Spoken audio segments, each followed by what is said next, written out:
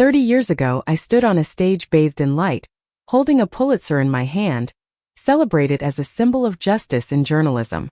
But that glory was built on a truth I buried. An innocent man lost his life behind bars, and I knew it.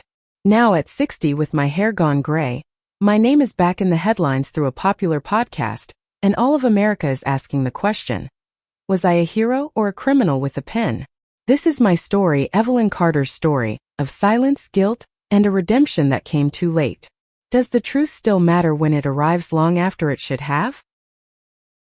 I was sitting in my usual corner cafe in Chicago, the one on the north side people say brews the strongest coffee. Outside, snowflakes drifted down. The wind rattled the window pane. I chose the same table by the glass, the one I'd sat at for years, a seat where I could watch the street and, more importantly, avoid the stares of anyone who might still remember me as Evelyn Carter, Pulitzer Prize-winning journalist. I thought I had left that glory buried in the past, but the chime from the mounted TV dragged it back into the room. On the screen, the logo of Justice Revisited appeared. The host's voice rang out steady and clear. After 30 years, new evidence suggests that Richard Dawson, the man convicted in Chicago's infamous corruption case, may have been innocent. Thanks to modern digital forensics, old banking data has been decoded, proving Dawson had no ties to the suspicious money flow. His conviction may have been a grave mistake. Each word landed like lead. Richard Dawson. His name echoed in my head like church bells, distant but painfully sharp. I dropped my spoon, my hand trembling, a drop of coffee staining the table. No one else in the cafe noticed me, but my heart pounded as if the entire room had turned to stare. My mind raced back to that night 3 decades ago, pounding the keys until dawn to finish the article that critics hailed as a milestone of investigative journalism. It had put me on the Pulitzer stage, turned me into a model for aspiring reporters. But it also condemned a man to prison, where he faded away, branded a criminal. And now, with these new revelations, the light of that triumph burned like fire against my skin. The coffee in front of me had gone cold, its bitterness heavy on my tongue. In that moment I understood. Fame built on a crooked truth is nothing more than a castle built on sand. The phone buzzed before I could even steady myself from the news report. The screen lit up and the name that appeared made my chest tighten. Claire. I drew in a deep breath before answering, but her voice came through instantly, stretched tight like a wire about to snap. Mom, I can't stay silent anymore. They're saying you might have hidden part of the truth in the Dawson case. Is it true? I shut my eyes, forcing my tone to sound calm. Don't believe everything you read online, Claire. The media thrives on exaggeration these days to chase views. But I heard her sharp breath on the other end. She wasn't convinced for a second. You know what I do for a living, she pressed on. I've read the old files. I know this won't just stay a rumor. If there's something you haven't told me, you should say it before I hear it from someone else. I bit down so hard on my lip it bled, aching to confess, but my throat locked up. Decades had passed, and I still couldn't bring myself to tell my daughter that my article had destroyed a man's life. So I answered stiffly, I don't owe anyone an explanation. You need to focus on your career. Don't let this drag you down. Silence lingered for a few seconds on the line, and then she delivered her final blow. You're always like this. Always thinking silence is the answer. The call ended with the flat tone of disconnection. I stared at the dark screen, my trembling hands lowering to the table. In the quiet room, I whispered words meant for no one but myself. If only you knew, every silence I chose began with love for you. The memory pulled me back to our old house in the Chicago suburbs. That winter so bitterly cold the windows were coated with frost. In the living room, yellow lamplight fell across Thomas's face. He was just past 30 then, eyes blazing with fury. He threw a folder down on the table, his voice breaking apart. What have you done, Evelyn? You sacrificed justice just to chase a prize. I froze, clutching the manuscript in my hands. I wanted to explain, to tell him I did it to protect our family, but my lips were dry, no words would come. Thomas pressed on, his voice slicing through me.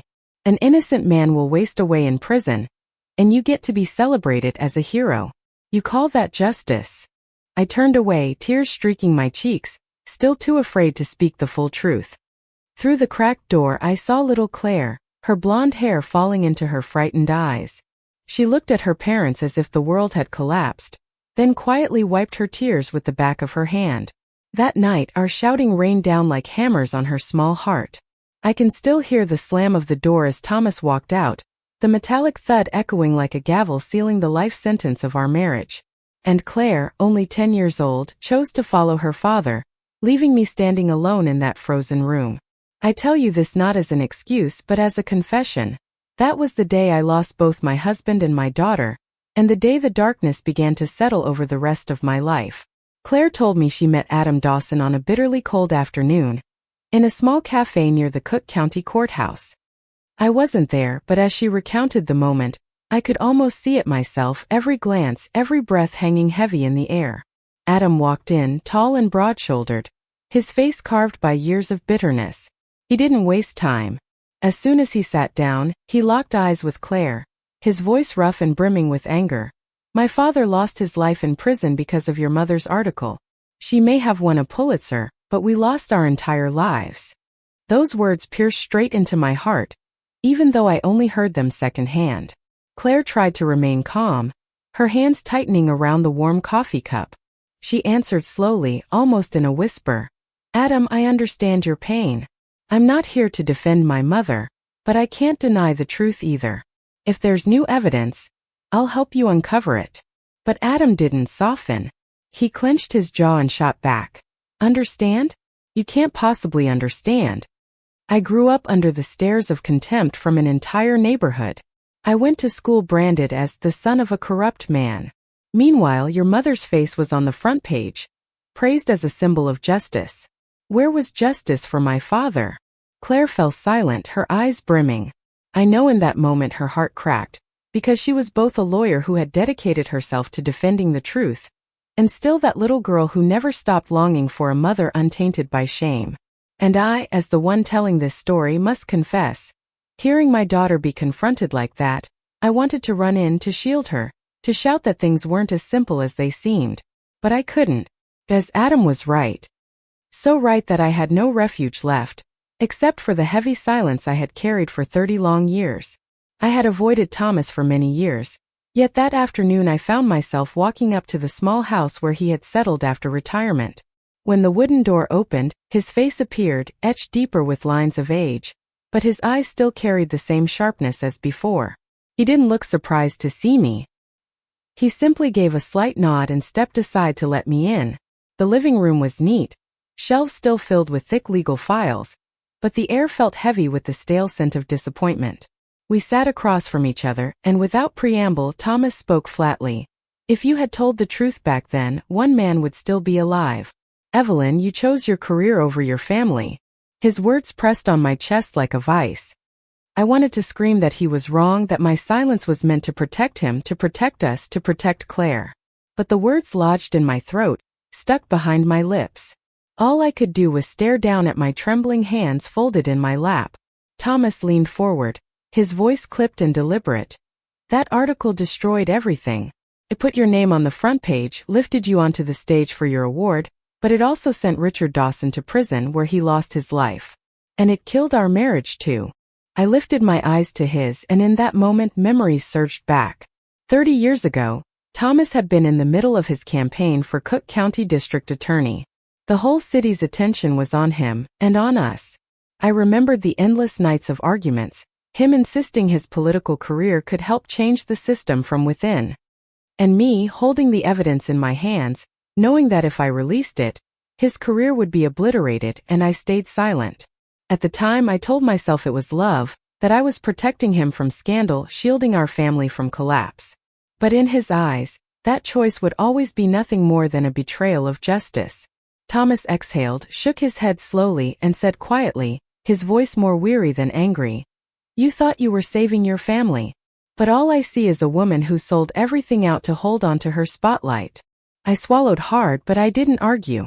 Because deep down, I knew that even if I had spoken the truth back then, for him, every word I said now would come far too late. That night I opened my laptop, and the screen lit up with Adam Dawson's face on the Justice Revisited YouTube broadcast. He wore a simple shirt, his expression taut, but his eyes burned with fierce determination. The host introduced him as the son of an innocent man who lost his life in prison. Adam didn't waste a word. He held up a stack of documents, his voice ringing with conviction. These are banking records from the 1990s, long thought to be lost. With modern digital decoding, we've recovered them, and they prove Richard Dawson had no illicit transactions of any kind. The entire flow of money was built on faulty assumptions. That conviction was an injustice carried out in the name of justice. Watching his face on the screen, my heart tightened. That child, the one I had condemned to grow up in shame, was now here standing tall, reclaiming his father's honor. The host nodded, eyes glistening. So, in your view, who bears responsibility? Adam didn't hesitate. The press. And first and foremost, Evelyn Carter, the journalist praised for that article, the one who won a Pulitzer while my father withered behind bars. His words struck like a public indictment, and I knew in that moment I was seated squarely in the defendant's chair of the court of public opinion. That same night, Twitter exploded. The hashtag Pulitzer shame shot to the top of the trending list. Thousands of furious comments poured in, branding me a murderer with a pen. I read them one after another, each word cutting into me like a blade. Give the prize back. You destroyed justice. She doesn't deserve to be called a journalist. I snapped my laptop shut, but the notifications kept chiming relentlessly, hammering in my head like a gavel striking over and over. And all I could whisper to myself was this. Every hashtag, every line of outrage, was another knife driven deeper into my heart, a reminder that the past could no longer be buried, not for another second. The next morning I stepped out of the old apartment building where I lived, hoping a short walk might bring me some peace. But as soon as I turned onto the main street, a cluster of young reporters appeared, as if they had been waiting. They shoved microphones, cameras, and phones close to my face. One young woman, barely 30, her eyes blazing with the hunger for a headline, fired the question straight at me. Mrs. Carter, do you realize you took the life of an innocent man? I froze, my chest tightening as if a stone had been hurled into it. Camera flashes burst in rapid succession, every lens fixed on me like sharpened blades. In that moment I wanted to scream that the truth was never as simple as they thought, that my silence had not been for myself alone, that I had given up everything to shield my family. But my lips only moved once, releasing a single sentence. I stayed silent, because anything I said would have been a lie. My answer only fueled their frenzy. Questions flew at me from every direction, voices overlapping, but I refused to say another word. I turned and walked on, their cameras tracking my every step, recording me as though I were a criminal on display. The wind stung my face, my heart pounding in sync with the sound of my shoes striking the pavement. When I finally turned down a narrow alley and their voices faded into the distance, one truth rose up inside me with piercing clarity. For years I believed silence was a shield. But now I understood, silence no longer protected anyone. It had only forged heavier chains for my soul, left deeper emptiness in my daughter's eyes, fed the fury of the Dawson family, and carved a permanent scar into my own conscience. I stood in front of the small house on the south side of Chicago, worn down by the years but still holding its old wooden fence and a front yard of withered flowers. I knew Mary Dawson lived here, and it had taken me days of battling with myself to summon the courage to knock. When the door opened, Mary appeared, her thinning gray hair framing a face carved with hardship, her eyes sharp as blades.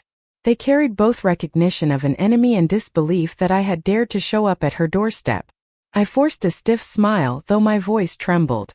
Mary, I just want to talk. She didn't invite me in. Her arms crossed tightly in front of her chest. Talk then. What could you possibly have left to say to me?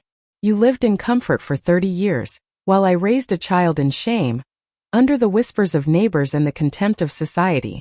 Every time Adam went to school, people pointed at him and called him the son of a corrupt man. And you? You stood on a stage with your Pulitzer, celebrated as a hero. Where was justice for my family? Her voice cracked, but her gaze stayed piercing. My knees weakened and I gripped the doorframe to keep from collapsing. Tears blurred my vision as I choked out. Mary, you have every right to hate me. But please believe me, I didn't stay silent just for myself. I did it to protect my family, to give my daughter a future, to keep my husband from losing everything. I thought my sacrifice was the right one, but in truth, all I did was condemn an innocent man to hell. Mary let out a bitter laugh, her voice dripping with scorn. Your family lived, mine died. Do you know how I got the news when Richard passed in prison? A cold phone call. He was gone, heart failure, that's all. They handed me a body while you kept everything, your fame, your family, your respectability. Do you think a few tears now can erase the decades Adam and I endured? I bowed my head, trembling. I wanted to tell her that the fame had never truly been life, that my own family had shattered the moment I chose silence, that I had lost my husband and my daughter long ago. But no words had the strength. The only thing I could whisper was, I'm sorry. Mary didn't respond. She held my gaze for a long moment, her eyes carrying both fury and exhaustion. Then she shook her head and slammed the door shut. I stood on the porch, the cold wind biting at my skin, tears running freely. In that moment I knew every explanation was meaningless. Some wounds never heal, and the truth spoken too late cannot save the Dawsons. I walked away from that house feeling as though I had just left a cemetery, bearing another sentence I could never erase. Our old family home sat in the suburbs, abandoned for years, and now it had become the meeting place for the three of us to sit down together for the first time in nearly 3 decades. I want the truth. I looked at my daughter, her eyes now those of a hardened lawyer, with no trace of the little girl who once tugged at my sleeve for bedtime stories. I drew a long breath, my throat tight, knowing I could no longer run. My voice trembled. Claire, back then, your father was running for district attorney. He was the leading candidate, our entire future tied to that campaign. In the documents I held, there was evidence that could prove Richard Dawson's innocence. But if I brought it to light, Thomas's name would appear in those financial records. He hadn't committed a crime, but his career would have been destroyed instantly. And you would have grown up in the shadow of scandal, with every door to law school slammed shut. I paused, tears welling, then forced out the confession like a knife cutting through me. I chose silence. I chose silence so you could have a normal life. Claire shot to her feet, her chair scraping harshly against the floor. She cried out, her voice breaking in fury and despair. A normal life? I don't want a future bought with a man's death. Do you think I could ever be happy knowing my childhood was built on the loss of an innocent life? You stole justice from him, and you stole innocence from me. Her words struck me like blows. I wanted to rush to her to hold her, but my legs felt nailed to the floor. Thomas, silent until then, finally spoke, his voice rough, his eyes avoiding ours. Claire, your mother wasn't the only one at fault. I bear it too. I knew. I suspected. But I stayed silent. I stayed silent because I was a coward.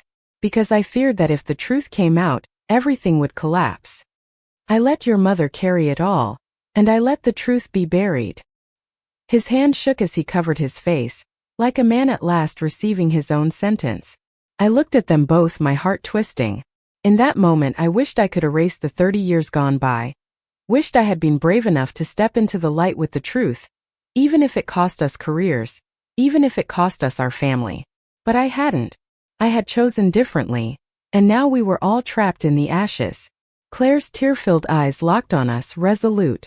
Both of you were silent, and a man lost his life because of that silence. I won't forgive so easily. Justice cannot be built on apologies that come too late. The room sank into a terrifying quiet. I could hear my heart pounding, hear the wind whistling through the cracks in the window, and I knew there was nothing left to hold on to. I tell you this now because that night, I lost everything for the second time. My daughter's trust, the chance at reconciliation, and the fragile mask I had worn for 30 years to hide the truth. That night, my apartment was steeped in silence, the only light a weak glow from the desk lamp casting shadows across the scarred wood. I sat alone, staring at the glass case that had always stood in the corner of my desk, the Pulitzer Prize I had once cradled as proof of a lifetime of work. The dim light shimmered against the small metal statue, making it glint, but to me it no longer shone. It looked like a shard of rust lodged in my chest. My hand trembled as I reached out to touch it, and memories flooded in like a storm. The grand ceremony with thunderous applause, the radiant smiles of my colleagues, and Claire as a little girl in her blue dress, sitting in the audience and gazing up at her mother with pride. All of it replayed like an old film, slowed down, beautiful yet merciless. I whispered softly, "They call it the pinnacle. To me, it is proof of my guilt." My voice echoed in the empty room, sounding hollow, like a confession with no one there to hear it. I lifted the case, heavier than 1,000 stones, and with each step I carried it to the cabinet in the corner. My heart raced as though I were laying a part of myself to rest. I opened the cabinet, placed the award inside, and closed it. The key in my hand felt icy as I turned the lock, the dry click ringing out like a final seal on the past. I collapsed into the chair, burying my face in my hands as tears streamed down. I thought of Richard Dawson, of Mary, of Adam, of Claire's eyes when she looked at me as if I were a stranger. I had traded everything to hold on to that lifeless object, and in the end it left me with nothing but scars. I lifted my head, staring into the dimness of the room, my chest hollow yet clearer than it had ever been. No trophy, no matter how brightly it shines, can redeem a lost soul. And it could never save mine. Claire told me that the second time she met Adam Dawson was on a day of relentless rain, right there on the steps of the Cook County Courthouse. I wasn't there, but as she described it, I could see every detail as if I were standing in the downpour myself, listening to every word. Adam wore a dark coat, shoulders drenched, his face more hardened than the first time they had met. When he saw my daughter, his eyes softened for a fleeting second, then reignited with the familiar fire of anger. Claire didn't hesitate. Her voice was firm, though I knew it trembled underneath. My mother is going to confess. She'll tell the truth publicly, no more hiding. Adam let out a short, bitter laugh, his voice colliding with the sound of heavy rain. Confess? After 30 years? After my father lost his life behind bars? We don't need apologies. We need justice. The word justice thundered from his mouth, louder than the storm itself. Claire clenched her fists, and though I know she was shaking inside, she stood her ground. She answered, "Do you think I don't understand justice? I'm a human rights lawyer. I've devoted my life to pursuing the truth. But sometimes justice doesn't come only through case files and verdicts. Sometimes it begins with someone daring to speak the truth, even if it comes too late." Adam's eyes burned with bitterness as he shot back. "And what will your mother's truth do? Will it bring my father back? Will it erase 30 years of growing up in shame?" Claire didn't cry, but her voice caught in her throat. "No. But it can be the first step toward ending the darkness, so that losses like your father's won't happen again. If you can't forgive, I understand. But can you face the truth?" Silence hung in the rain. Adam looked down at the soaked pavement, then lifted his gaze, his eyes no longer only filled with rage but shadowed with hesitation, with a faint hunger to finally see justice whole. When Claire finished telling me this, I sat in silence for a long time. Bitterness welled up in me. I knew he was right, completely right. An apology can never equal a life. But as Claire said, sometimes justice begins with a single truth spoken aloud. And that was the only thing left I had to give this world. I sat before the microphone in the Justice Revisited studio, my hands so cold they felt drained of blood. In front of me, the red light came on, signaling that the broadcast had gone live. Millions across America could hear every breath I took. The host gave me a small nod, then fell silent, leaving the space wide open for me. I drew in a deep breath, my voice rough as I began. "My name is Evelyn Carter. 30 years ago, I wrote a series of investigative pieces on corruption in Chicago, and because of them, I was awarded the Pulitzer Prize. But in those files, there was one piece of evidence I never revealed, proof that Richard Dawson may have been innocent." I paused, my throat tightening, my ears ringing. But then I forced myself to continue, each word like a blade. I buried the truth. Not because I didn't know it, but because I was afraid. At the time, my husband was running for district attorney. His name appeared in those financial records, and if that came out, his political career would have been destroyed. I believed that by keeping silent, I was protecting him, protecting our family, protecting our young daughter. I was wrong. The price of that silence was the life of an innocent man behind bars. My voice shook, but I didn't stop. "I want to say I'm sorry. To the Dawson family, to Mary, to Adam. I am sorry for taking from you a husband, a father. I am sorry to the public for betraying your trust in journalism. And I am sorry to myself for trading my soul for a piece of metal." The studio was frozen in stillness. Outside, I knew the internet was erupting. And as I expected, the consequences followed quickly. My Pulitzer was revoked, the press council launched an ethics investigation, and I now faced civil lawsuits from the Dawson family. I didn't fight it because it was the price I should have paid 30 years ago. As I left the studio, I saw Mary Dawson standing at the back row. Her face was lined with hardship, but her eyes no longer carried only hatred. She spoke softly, her voice raspy. "He's gone, but at least the truth lives again." Her words stunned me and tears rushed to my eyes. There was no forgiveness in them, but there was something close to release. On the way home, I received a message from a young colleague. "I once looked up to you. I studied journalism because of you. But today, I don't know if I can still believe." I held the phone, the screen blurring through my tears. I didn't reply. There were no words that could erase that disappointment. I simply sat quietly in my car, letting the tears fall, knowing that the image of Evelyn Carter, the icon, had died in the eyes of the world. But I also knew that, at long last, the truth had been pulled out of the shadows, even if it came far too late. As I stepped out of the studio, camera flashes burst like thunder, but in the chaos of reporters and shouting voices, I saw only Claire standing there, waiting. She wore a long coat, her hair damp from the drizzle outside, her eyes red but no longer cold the way they had been in our earlier confrontations. I froze, my feet heavy, afraid to move closer. But Claire walked toward me, slowly, firmly, and without warning, she wrapped her arms tightly around me. The warmth of her embrace sent a tremor through my entire body. My voice cracked as I whispered, each word breaking apart. "I don't need your forgiveness. I just want you to know I love you." I felt her shoulders tremble, and then heard her voice, choked with tears, whisper into my ear. "I don't need a hero. I need a mother." Her words pierced my heart, painful and healing all at once. I held her as tightly as I could, for the first time in years, afraid that if I let go, I would lose her forever. For so long, I had allowed fame to wedge itself between us, let praise and recognition blind me to what truly mattered. And in Claire's arms, I finally understood a simple truth. Reputations can crumble, honors can vanish, but if love remains between mother and child, that is the greatest victory anyone can ever hope to have. I returned to my old newsroom one autumn morning, where the hallways still echoed with the rhythm of keyboards and carried the faint scent of coffee in the air. But I wasn't there for a welcome, I was there to witness a quiet ritual, the removal of my portrait from the Hall of Fame Wall of Honor. That photograph had once been my pride. Evelyn Carter, Pulitzer Prize-winning journalist, hailed as a symbol of justice. Now it was lifted from its wooden frame, rolled, and placed into a box. I stood there, offering no resistance, no plea.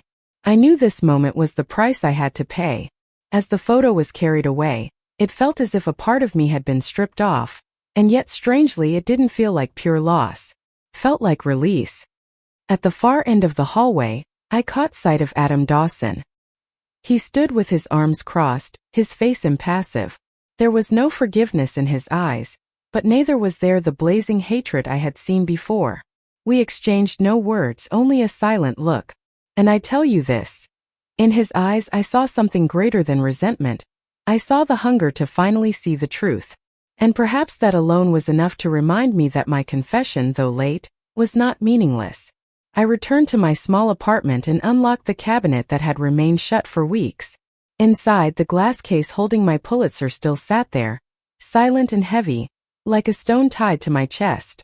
I lifted it out, and this time I felt neither pride nor sorrow, only the clarity that I needed to do one final thing.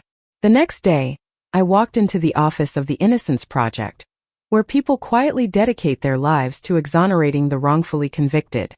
When a young staff member came to greet me, I placed the case in front of him. My hand trembled, but my voice was steady. Use this to help someone truly innocent. Don't let it stand only as proof of a mistake. He looked startled, then nodded, and I turned and walked away without looking back. That afternoon, I strolled through a Chicago park with Claire. The maple trees had turned gold, leaves crunching softly beneath our feet. My daughter held my hand firmly, warmly, as if to say that however long and difficult the road ahead might be, at least we would walk it together. I looked up at the soft gray sky and let out a long breath, and in my mind my voice rose like a message to anyone listening. The truth may destroy reputations, but it redeems the soul. And if you are hearing this story, please never choose silence.